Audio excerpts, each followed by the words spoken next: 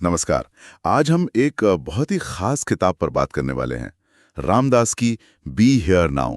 जी हाँ, ये वो किताब है जिसने पश्चिम में कहना चाहिए आध्यात्मिकता की एक नई लहर शुरू की। बिल्कुल।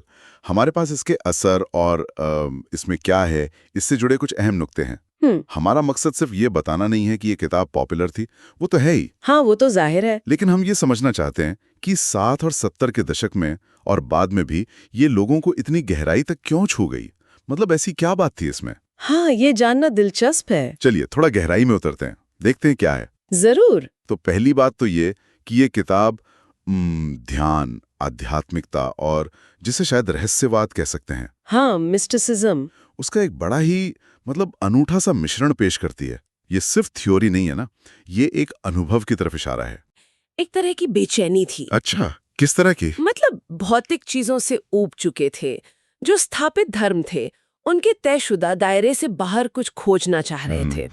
तो बी हियर नाउ ने क्या किया, इसने पूरब का ज्ञान, खासकर भारत की आध्यात्मिक परंपराओं को एक नए और कह सकते हैं काफी पर्सनल तरीके से पेश किया। हाँ, सुलभ बनाया। बिल्कुल।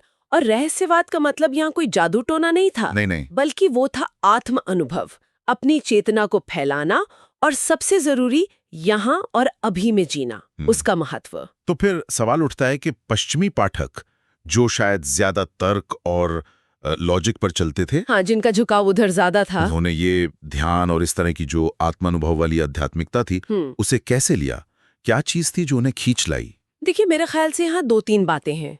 पहली तो खुद रामदास। हाँ, रिचर्ड आल्पर्ट। जी, हार्वर्ड के प्रोफेसर। उन्होंने अपनी पूरी अकादमिक पहचान, अपना करियर सब छोड़कर वो इस आध्यात्मिक खोज पर निकले। तो उनकी अपनी कहानी ने पश्चिम के लोगों को कनेक्ट किया कि भाई ये रास्ता कोई भी ले सकता है, कोई बाहरी आदमी नहीं बता रहा। सही बात है। एक अपने जैसा ही व्यक्ति। बिल्कुल। और दूसरी बात, किताब का फॉर्मेट, उसका प्रस्तुतिकरण, वो बहुत ही अनोखा था। हाँ, वो मैंने सुना है। उसमें आर्ट वर्क, हाथ से लिखी चीजें। जी हाँ, उसमें कला थी, हाथ से लिखे नोट्स थे और पूरी स्टाइल बहुत फ्री फ्लोइंग थी, आम किताबों जैसी नहीं। अच्छा। तो वो सिर्फ पढ़ी नहीं जाती थी, उसको महसूस किया जाता था। उसने उस जमाने की जो काउंटर कल्चर थी, उसकी भावना को पकड़ा। और शायद इसी गहरे जुड़ाव ने, जो पारंपरिक सोच से हटकर था, हाँ, उसी ने वो मजबूत कल्ट फॉलोइंग पैदा की होगी, जिसका जिक्र हमारे सूत्र करते हैं। जी। ये सिर्फ पसंद करने से ज्यादा था, है ना? हाँ, देखिए, कल्ट फॉलोइंग शब्द कभी कभी थोड़ा नेगेटिव लग सकता है। हाँ, वो है। लेकिन यहाँ इसका मतलब ये है कि ये किताब सिर्फ इन्फॉर्मेशन का सोर्स नहीं रही, ये बहुत लोगों के लिए जिंदगी जीने का एक फलसफा बन गई, एक गाइड।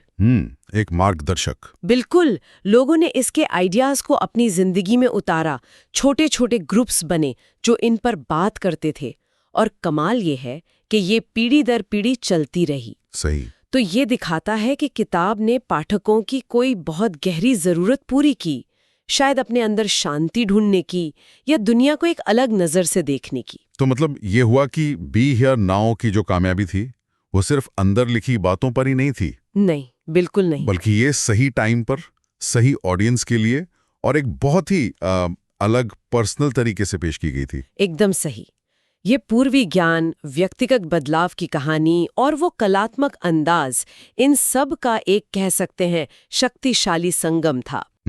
संक्षेप में कहें तो ये किताब पश्चिम के लिए जैसे पूरब के आध्यात्मिक दरवाजे खोलने जैसी थी। हाँ। इसने ध्यान और सजगता, मतलब माइंडफुलनेस जैसी चीजों को मेन स्ट्रीम में लाने में बहुत बड़ा रोल निभाया। बिल्कुल। और इसकी जो स्थायी विरासत है, वो सिर्फ इसके समर्पित पाठकों में ही नहीं है, बल्कि उन अनगिनत लोगों में भी है जिन्होंने शायद किताब पढ़ी भी न हो, पर इसके फैलाए विचारों को किसी न किसी रूप में अपनाया है। ये वाकई बहुत दिलचस्प है कि कैसे एक किताब सिर्फ विचारों का संग्रह न रहकर एक पूरी सांस्कृतिक घटना बन जाती है। जी हाँ। और अब सभी सुनने वालों के लिए सोचने को एक बात छोड़ते हैं। आज के जमाने में जहां इन्फॉर्मेशन इतनी आसानी से मिलती है, क्या कोई किताब या कोई विचार बी हियर नाउ जैसा गहरा और स्थायी असर डाल सकता है? अच्छा सवाल है। या फिर उस तरह का पंथ जैसा जुड़ाव बनाने के लिए क्या वो 60-70 के दशक जैसा कोई खास समय और सांस्कृतिक